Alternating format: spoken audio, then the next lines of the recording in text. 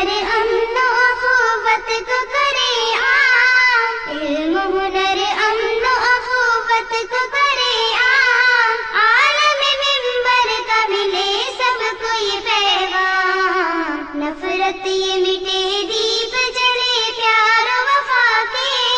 نفرت یہ مٹے دیپ جلے پیار و وفا کے، سنت قرآن کا رہے لب پہ سدانا، علم ہنر امن و اخوت کو کرے عام، علم ہنر امن و اخوت کو کرے عام، عالم منبر کا ملے سب کو یہ پیغام، عالم منبر کا ملے سب کو یہ پیغام۔ قال النبي صلى الله عليه وسلم لأن يهدي الله بك رجلا واحدا خير لك من حمر النعم۔ اسلام نے جو حد مقرر کی ہے اس سے آگے بڑھ کر نماز نہیں پڑھتا، روزے نہیں رکھتا اور دوسرے شرعی اعمال کو نہیں برتتا، اگر دل صالح نہ ہو تو ہمارا کوئی اعمال صالح نہیں ہو سکتا۔ تم زنا کے قریب تک نہ جاؤ۔ اے مومنو، تم سب کے سب اپنے رب سے توبہ کرو۔ ایسی تمام باتوں کو جس سے عورت کی عزت اور حرمت متاثر ہوتی ہے اس پر بٹا لگتا ہے۔ جوش اور جذبات کی عمریں ہوتی ہیں، ان عمروں میں ان کے بہکنے کے اندیشے زیادہ ہوتے ہیں۔ کہ ایک انسان حلال کھاتا ہو، حلال کماتا ہو۔ وہ ایک جو کچھ بھی قرآن میں ہے اس کی عملی تشریح، اس کی عملی تفسیر اللہ کے رسول کی زندگی۔ وہی ایسی باتیں کیا کرتے ہیں جن کا حقیقت سے کوئی تعلق نہیں۔ رسول اللہ صلی اللہ علیہ وسلم نے فرما دیا کہ لا نبی بعدی، میرے بعد کوئی نبی نہیں آنے والا ہے۔ اپنے وقت میں تمام دنیا پر فضیلت عطا فرمائی۔ اللہ کی رسی کو مضبوطی کے ساتھ پکڑ لو، وَاعْتَصِمُوا بِحَبْلِ اللَّهِ جَمِيعًا وَلَا تَفَرَّقُوا، آپس میں تفرقہ بازی مت کرو۔ السلام علیکم ورحمۃ اللہ وبرکاتہ۔ قال اللہ تبارک وتعالی فی کلامہ المجید وَاعْبُدُوا اللَّهَ وَلَا تُشْرِكُوا بِهِ شَيْئًا وَبِالْوَالِدَيْنِ إِحْسَانًا وَذِي الْقُرْبَى وَالْيَتَامَى وَالْمَسَاكِينِ وَالْجَارِ ذِي الْقُرْبَى وَالْجَارِ الْجُنُبِ وَالصَّاحِبِ بِالْجَنبِ وَابْنِ السَّبِيلِ وَمَا مَلَكَتْ أَيْمَانُكُمْ إِنَّ اللَّهَ لَا يُحِبُّ مَنْ كَانَ مُخْتَالًا فَخُورًا۔ حضرات گرامی، یہ دنیا عجیب چیز ہے۔ یہاں پر امیر و غریب، اچھے اور برے، ہر طرح کے انسان پائے جاتے ہیں، اور اگر دیکھا جائے تو ہر انسان کے پاس پروردگار عالم کی، اللہ تبارک و تعالی کی اتنی ساری نعمتیں ہیں کہ ان کو وہ شمار نہیں کر سکتا، گن نہیں سکتا۔ وَإِن تُعُدُّوا نِعْمَةَ اللَّهِ لَا تُحْصُوهَا، اگر تم اللہ کی نعمتوں کو شمار کرنا چاہو گے، گننا چاہو گے تو گن نہیں سکتے۔ آپ کا یہ جسم اللہ کی نعمت ہے، آپ کی یہ آنکھیں اللہ کی نعمت ہیں، آپ کے یہ کان اللہ کی نعمت ہے، آپ کی یہ زبان اللہ کی نعمت ہے، آپ کا یہ سر اللہ کی نعمت ہے، سر میں یہ عقل اللہ کی نعمت ہے، سینے میں دھڑکتا ہوا دل یہ اللہ کی نعمت ہے، یہ سانس جو آپ لے رہے ہیں یہ بھی اللہ تبارک و تعالیٰ کی نعمت ہے۔ اگر آپ اس سے ذرا آگے چلیں تو آپ جس سرزمین پہ رہتے ہیں یہ اللہ کی نعمت ہے، یہاں پر جو کچھ کھاتے پیتے ہیں یہ اللہ کی نعمتیں ہیں، یہ ماں اللہ کی نعمت ہے، باپ اللہ کی نعمت ہے، اولاد اللہ کی نعمت ہے، تعلیم اللہ کی نعمت ہے، آپ کے ٹیچرز اللہ کی نعمت ہیں۔ اللہ کی نعمتوں کو آپ شمار نہیں کر سکتے، گن نہیں سکتے۔ یہ اللہ تبارک و تعالیٰ کی نعمت ہے اور اس کا کرم ہے کہ آپ بہت زیادہ امیر ہیں، زندگی گزارنے کی ساری چیزیں آپ کے پاس موجود ہیں، بلکہ اس سے زیادہ چیزیں آپ کے پاس موجود ہیں۔ لیکن اس کے ساتھ ساتھ اسی سماج میں آپ کے ساتھ رہنے والا ایک ایسا بھی انسان ہے جس کے پاس زندگی گزارنے کی چیزیں موجود نہیں ہیں، یا ہیں بھی تو بہت کم ہیں، یا بمشکل وہ اپنی زندگی گزار پاتا ہے۔ اسی زمین اور اسی دھرتی کے اوپر دونوں رہتے ہیں، لیکن اس کے باوجود ایک کے پاس دنیا کا کافی حصہ موجود ہوتا ہے، دوسرے کے پاس نہیں ہوتا ہے۔ اس کی وجہ سے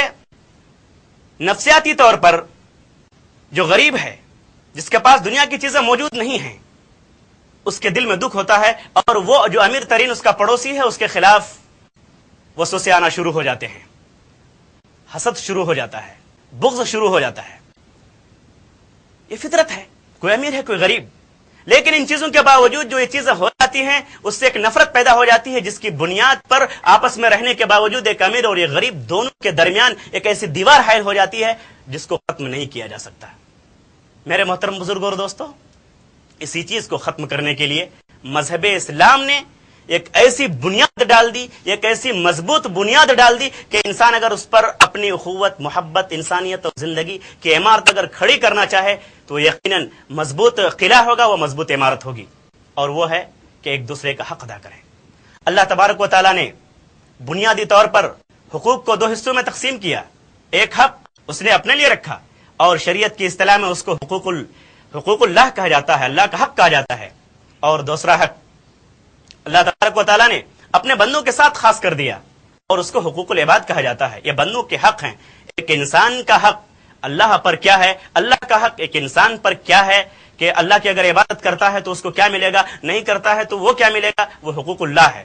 اور دوسری قسم ہے وہ حقوق العباد، کہ ایک بھائی کا دوسرے بھائی پر کیا حق ہے، باپ کا بیٹے پر کیا حق ہے، بیٹے کا باپ پر کیا حق ہے، استاد کا اس کے طالب علم پر، اس کے اسٹوڈنٹ پر کیا حقوق ہیں، ایک اسٹوڈنٹ کا اس کے ٹیچر پر کیا حق ہے۔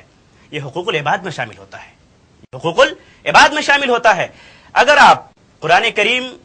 اور احادیث نبویہ کا اگر مطالعہ کریں گے تو یقیناً یہ بات کھل کر سامنے آ جاتی ہے کہ حقوق اللہ کے بعد حقوق العباد کی جو لمبی فہرست ہے اس میں سب سے زیادہ اہم چیز، سب سے زیادہ امپورٹنٹ جو حق ہے وہ حقوق والدین ہے، اور اس پر بے شمار آیتیں ہیں اور احادیث بھی ہیں۔ حقوق والدین کے بعد جس چیز کا نمبر آتا ہے حقوق العباد میں وہ ہے پڑوسی کا حق۔ قرآن کریم کی آیت کریمہ وَاعْبُدُوا اللَّهَ وَلَا تُشْرِكُوا بِهِ شَيْئًا وَبِالْوَالِدَيْنِ إِحْسَانًا وَبِذِي الْقُرْبَى وَالْيَتَامَى وَالْمَسَاكِينِ وَالْجَارِ ذِي الْقُرْبَى وَالْجَارِ الْجُنُبِ وَالصَّاحِبِ بِالْجَنبِ وَابْنِ السَّبِيلِ وَمَا مَلَكَتْ أَيْمَانُكُمْ إِنَّ اللَّهَ لَا يُحِبُّ مَنْ كَانَ مُخْتَالًا فَخُورًا۔ یہ سورہ نساء کی آیت نمبر 36 ہے۔ میرے محترم بزرگوں اور دوستو، یہ عجیب چیز ہے کہ آج ایک مسلمان ہونے کے باوجود اپنے پڑوسی کا خیال نہیں کرتا ہے۔ یہ عجیب چیز ہے کہ ایک مسلمان اپنے آپ کو قرآن کا شہدائی کہلانے کے باوجود، وہ ان چیزوں پر ایمان لانے کے باوجود اس کا حق ادا نہیں کرتا ہے۔ آج وہ اپنے گھر میں ٹھاٹ سے سوتا ہے، لیکن اس کو یہ خبر نہیں ہوتی ہے کہ اس کا پڑوسی جو سویا ہوا ہے جھوپڑی میں، پتہ نہیں کہ اس کے پیٹ کے اندر رات میں لقمہ گیا بھی ہے یا نہیں۔ اس کو یہ خبر نہیں ہوتی ہے کہ جب صبح وہ اپنے بنگلے سے نکلتا ہے، عیش و آرام سے نکلتا ہے، اس کو یہ پتہ نہیں ہوتا کہ اس کا پڑوسی رات بھر بھوک کے مارے سویا بھی ہے کہ نہیں۔ میرے محترم بزرگوں اور دوستو، اسلام یہاں پر قدغن لگاتا ہے اور یہ دعوت انسانیت دیتا ہے مذہب اسلام کہ اے امیرو، تمہارے اوپر ان غریبوں کا بھی حق ہے، تمہارے پاس جو رہتے ہیں اس کا بھی حق ہے، چاہے آپ کا وہ پڑوسی ہے یا چاہے آپ کا وہ رشتہ دار ہے یا نہیں، لیکن اگر وہ آپ کے پڑوس میں رہتا ہے اس کا آپ کے اوپر حق ہے کہ آپ ان کی خبرگیری کریں، آپ ان کو دیکھیں، آپ ان کے ہاں جائیں، آپ محسوس کریں کہ کس چیز کی کمی ہے اس کو۔ میرے محترم بزرگوں اور دوستو، یہ عجیب چیز ہے کہ ہمارے ماحول سے آج یہ چیزیں نکلتی جا رہی ہیں، اور اس کی وجہ سے یہ ہوتا ہے کہ ہم مصیبتوں میں پھنستے ہوئے چلے جا رہے ہیں۔ محترم بزرگوں اور دوستو، نبی کریم صلی اللہ علیہ وسلم نے فرمایا کہ ایک پڑوسی کا دوسرے پڑوسی کو اس کا خیال کرنا چاہیے۔ حضرت ابن عمر رضی اللہ تعالیٰ عنہ سے روایت ہے، وہ فرماتے ہیں کہ ما زال جبریل یوصینی بالجار حتی ظننت انہ سیورثہ، بخاری حدیث نمبر 5670۔ میرے محترم بزرگوں اور دوستو، اس حدیث میں نبی کریم صلی اللہ علیہ وسلم اور جبرائیل کا جو واقعہ پیش کیا گیا ہے وہ یہ ہے کہ آپ صلی اللہ علیہ وسلم کو حضرت جبرائیل علیہ السلام جو فرشتہ ہیں انہوں نے اس قدر تاکید کی ایک پڑوسی کے حق کو بجا لانے کے لیے، ایک پڑوسی کے حقوق کو نبھانے کے لیے اتنی تاکید کی کہ نبی کریم صلی اللہ علیہ وسلم فرماتے ہیں کہ مجھے یہ گمان ہونے لگا کہ شاید جبرائیل علیہ السلام ایک پڑوسی کو میراث کا حقدار قرار دے دیں گے۔ یہ ہے پڑوسی کا حق کہ حضرت جبرائیل علیہ السلام نبی کریم صلی اللہ علیہ وسلم کو وصیت فرما رہے ہیں کہ آپ اس کا حق ادا کریں۔ اور پیارے نبی جناب محمد رسول اللہ صلی اللہ علیہ وسلم ہم انسانوں کو سکھا رہے ہیں، ہم امتیوں کو سکھا رہے ہیں کہ ہم کو ایک پڑوسی کا حق ادا کرنا چاہیے، ان کے ہاں جا کر دیکھنا چاہیے۔ نبی کریم صلی اللہ علیہ وسلم نے فرمایا کہ لوگوں، جب تمہارے گھر میں کوئی کھانا بنے، جب تمہارے گھر میں کوئی کھانے کی چیز بنے تو وہاں پر شوربہ تم زیادہ کر دیا کرو، تاکہ اس شوربے کو اپنے پڑوسی کے گھر بھی پہنچا دیا کرو، اس سے تمہارے درمیان محبت قائم ہوگی۔ نبی کریم صلی اللہ علیہ وسلم نے ایک اور حدیث میں عورتوں کو مخاطب کرتے ہوئے فرمایا، اے عورتوں، جب تم گھر کا کوئی سامان بناؤ، जब भी तुम कोई सामान बनाओ तो उसमें तुम पानी ज्यादा कर दो, ज्यादा उसको पकाओ, ताकि तुम अपने पड़ोसन को पहुंचाओ, उससे मोहब्बत कायम होगी और उससे खबरगिरी होगी। ये सारी चीजों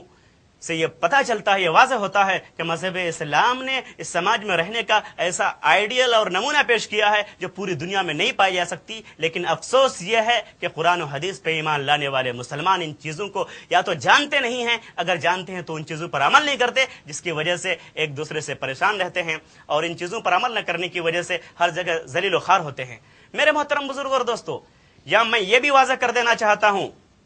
कि पड़ोसी का यह ताल्लुक सिर्फ एक मुसलमान का दूसरे मुसलमान से नहीं, एक भाई का दूसरे भाई से नहीं, बल्कि पड़ोसी का यह ताल्लुक बहुत ज्यादा वसी है और मजहब इस्लाम में उसका जो फलसफा है वो बहुत ही ज्यादा अहम है। एक भाई जैसे दूसरे भाई का पड़ोस हो सकता है, घर वाला दूसरे घर वाले का पड़ोस हो सकता है, तो उसी तरह से एक गांव दूसरे गांव का भी पड़ोसी है, एक स्टेट दूसरे स्टेट का भी पड़ोसी है, एक मुल्क दूसरे मुल्क का भी पड़ोसी है, और उसी तरह से अगर आप इससे आगे बढ़ेंगे तो एक कौम दूसरी कौम का भी पड़ोसी है। मेरे मोहतरम बुजुर्ग और दोस्तों, आज अफसोस का मकाम यह है कि हमारे दरमियान पड़ोस होने के बावजूद बेशुमार दीवारें हायल हैं। आज कहीं मजहब की दीवार है, कहीं मसलक की दीवार है, कहीं अज़बियत की दीवार है, कहीं बिरादरी की दीवार है, कहीं रंग और नस्ल की दीवार है, और न जाने कितनी दीवारें हमारी इंसानियत के अंदर दाखिल होकर के उन्होंने हमको बांट कर रख दिया है। लेकिन जनाब मोहम्मद रसूलुल्लाह सल्लल्लाहु अलैहि वसल्लम ने इन तमाम दीवारों को मिटा दिया और इसको मजबूत करने के लिए आप सल्लल्लाहु अलैहि वसल्लम ने पड़ोसी के हुकूक को अहम करार दिया है। इस बात की वजाहत इससे भी होती है कि हजरत अब्दुल्लाह इब्न उमर रज़ी अल्लाह तआला अन्हु के घर एक मरतबा एक बकरी ज़बह की गई। हजरत अब्दुल्लाह इब्न उमर रज़ी अल्लाह तआला अन्हु जब अपने घर आए और देखा कि बकरी ज़बह की गई, तो उन्होंने अपने घर वालों से पूछा, क्या तुमने इस बकरी का